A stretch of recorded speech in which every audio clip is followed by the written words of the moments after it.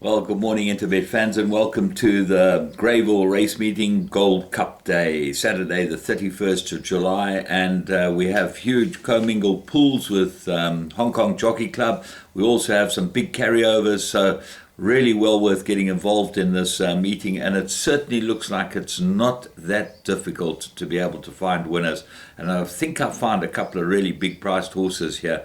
So let's kick off with the first races, which is off at 11:35, 24 pentrometer, good to soft, so that's very interesting to know, and 4 meters false rail. So the false rail will give the horses that are drawn badly a chance, and certainly should help them.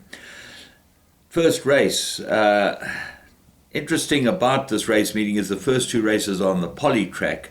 You'd think a big meeting like this that have them all on the grass, but this has been the one for many years, maybe to advertise the wares of the poly track, but time will tell how that all stands up. Dali Arabian listed 1600 meters, and in Lamu, number 2 is my strong first choice. I really like this horse. I think he'll go very well here. His form is particularly good, and his last run in quite a strong field was a very nice run indeed, and this looks like a perfect race for him off a good draw if he goes on the poly. Remember, he hasn't been on the poly before.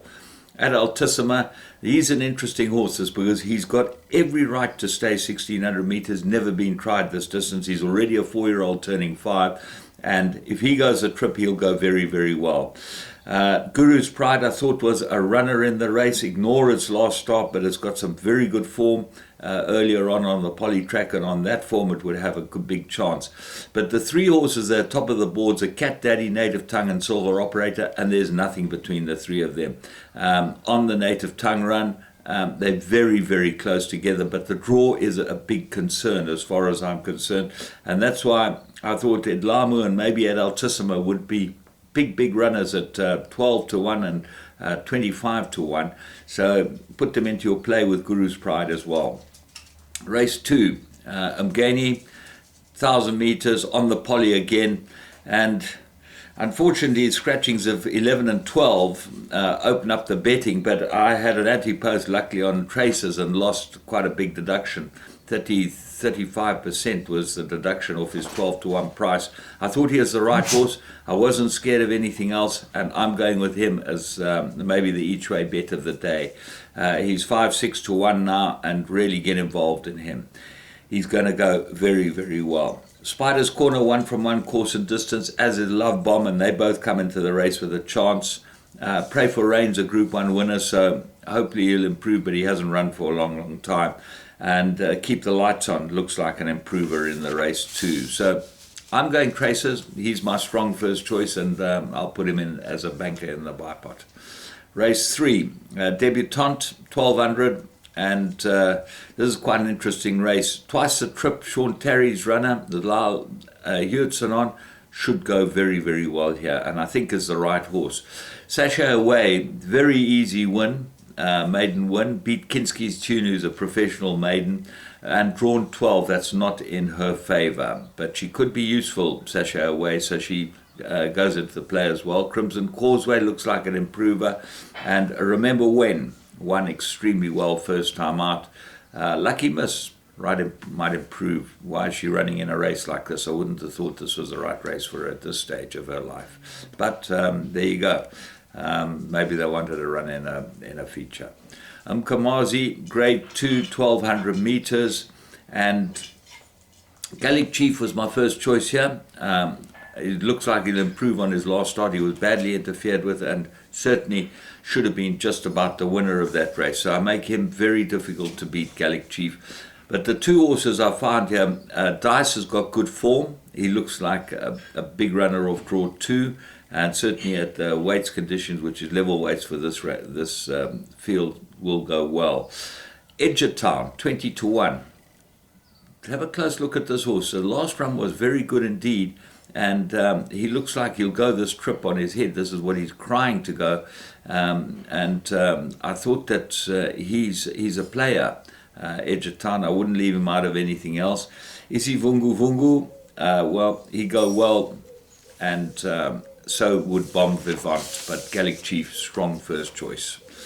Race 5, the Tequini, Grade 1, 1600 meters, and I made this an absolute three-cornered contest. I liked Supreme Quest. I liked her last time and told her to banker her, have a full go. First race she was on July Day. I think she'll go very, very well here as well. But it's not cut and dried because you've got Rain in Holland, who's won 4 out of 5, and so is particularly well suited by this race, and this distance looks perfectly up her alley.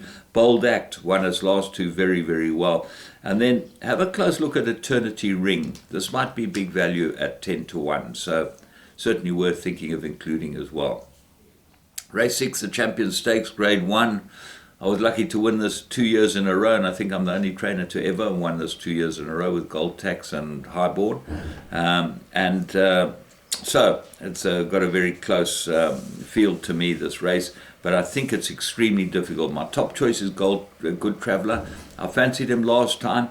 He just took a bit of time to warm up. I think he'll be absolutely perfect over this mile, and I think he's the horse they've all got to beat. So what else is there? Quantum King. Draw 1, huge chance, won very, very easily in a pretty good time, second time out.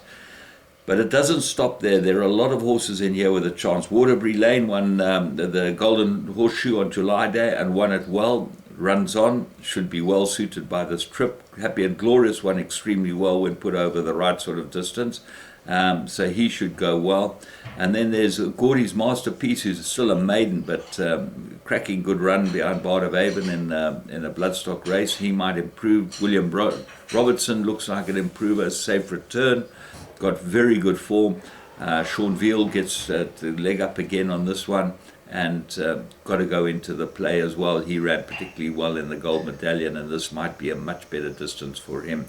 So all in all, it's a particularly difficult race, but I'm going to cut it down to 3 or 4 runners. The Gold Cup, now that's race 7, 2 miles, and I thought that African Adventure was the right horse, but what worried me was he got that 5-point penalty for winning by a short head last time. And I thought that was particularly harsh on him, and if he'd come in with the same sort of weight as Silver Host, off the same sort of merit rating of 112, would have pushed the weights of everything up. But what has happened is that you've actually given a horse like Nabras a free run in the race, right at the bottom of the weights. 52.5 Nabras has got, and if African Adventure hadn't been pushed up the 5 points, Nabras would have been carrying 2 kilos more than that, with 2.5 kilos more than that with African Adventure.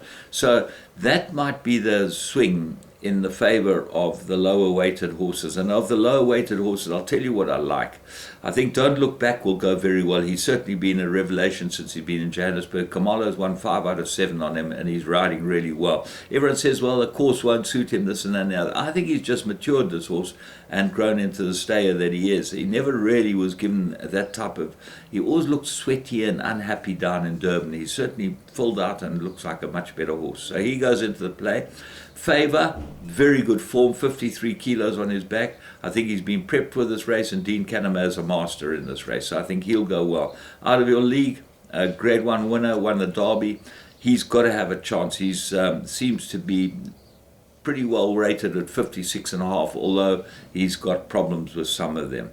And then Silver Host, I don't think he's well weighted in the race, and I know Justin Stay says he's the best stayer in South Africa. Well, he's going to have to be the best stayer in South Africa to win, getting 2 kilos from African Adventure, because I think African Adventure's a much better stayer than him. Much better. I'm telling you, not even a question. The two of them, I know African Adventure's never run at Greyville, and Silver Host been down here. There's a lot in Silver Host's favor, but we'll see. Time will tell to show African Adventure the best stayer in South Africa. And then Dream Destiny, don't leave this out of your play. Got a chance, this horse, he'll run well. There are many others that on the 20 to 1 and 33 to 1 chances that could fill in the quartets, and it is a big quartet maxi pool, so have a go at that. Race 8, Mercury Sprint, Grade 1, 1200 meters. This is not as cut and dried as it seems. Everyone says Rio Karari, the bookmakers are shouting from the rooftops, he's top weight, top of the betting boards, top everything, but His stable companion, I think, is a very, very good horse over 6 furlongs. I think 6 furlongs is absolutely his trip. I think 6 furlongs, Rio Carrari might easily be found out. But he's got to be a player. Ultra Magnus, 2 out of 3 course and distance. Peter Muscat has said they didn't give this horse a good prep, but this is a great race for him. Shantyman loves the course and distance too, so he should go well. Ulsa Keat is the horse that we know nothing about. He really is a dark horse in this race. He's won extremely well his last 2 starts. He's got to go the 1200, but he's only had 5 starts as a 3-year-old, and he's got a big problem at this weight against these type of sprinters. Chimichurri Run, MK's Pride, both go into all the calculations. Right, race 9, the Champions Cup, Grade 1, 1800 meters. And it's the 3-year-olds against the older horses here. The 2 3-year-olds, well, Jet Dark, his last run was shocking. I couldn't believe how badly he ran, and he was really strongly fancied. Seeking the Stars, perfectly distance suited, everything in his favor. He should go well. Can they beat, got the green light, do it again, the 2 4-year-olds with Sovereign Spirit, the 5-year-old? I'm not so sure. We'll do it against a 6-year-old actually, but got the green light as the 4-year-old, and he's got to go very close. The other 3-year-olds catch 22 as well. My feeling tells me got the green light's the right horse here. I think he's got everything in his favor. He's won the Horse Chestnut over a mile, showing how good he is. He beat Copper Mountain that day. This is perfect for him, and I don't think Muzi will ride the same type of race that he rode in the July, where I thought that he was completely caught napping and then suddenly got a fright and tried to go around them, and it really didn't give the horse a very good ride. So I know everyone says Do It Again was badly interfered with again, but if I had match race between Do It Again and Got the Green Light, I'd be with Got the Green Light all day. That's it and done. Catch 22 comes into the race with some sort of chance too. It's not as easy as it looks. You either got to nail your colours to the wall with Got the Green Light, or you've got to put in a number of horses. Race 10, the Gold Bracelet. Well, this has lost a lot of its aura because it was the Gold Bracelet, and it's now like the Bronze Bracelet, because with the scratching of Wisteria Walk and Summer Pudding, it really does make it into a race that's pretty open, but there should be 3 or 4 that can win it. She's a keeper, looks like the right horse. She's top of the betting boards. I like Cha-Ching. I think she's been prepped for the race. She's got the right merit rating, and she and Mount Laurel have got to have a huge chance in this race. Mount Laurel ran a cracker behind Serena and seems to have settled in with Wendy Whitehead. I expect her to go very, very well, but Cha-Ching's my top choice. And then Sent by Destiny. Don't ignore her. She hasn't got a 111 merit rating for nothing, so she's got to have some sort of chance in this race as well. Cha-Ching for me, Mount Laurel, Sent by Destiny, and she's a keeper to fight out the minors, but maybe she's a keeper as good as they say, and she'll end up winning it. So all in all, a most interesting day, and how you structure is how you'll win, because I think I've given you all the information that you need. It depends where you play your bankers and where you go a bit wide. From me, James Goodman, and the whole Interbet team, well, remember, you bet on Interbet, you bet on their tote site, you get the full payout, and remember, these other bookmaking sites all have limits as to the payouts, and now you're going to have huge pools. The limits don't come into play with Interbet, so you've got to bet through their tote pool, and that goes straight onto the tote, and you get the tote payout. Remember that, and sign up. You can sign up by one phone call to the Interbet Help Center. Go onto the internet and find it.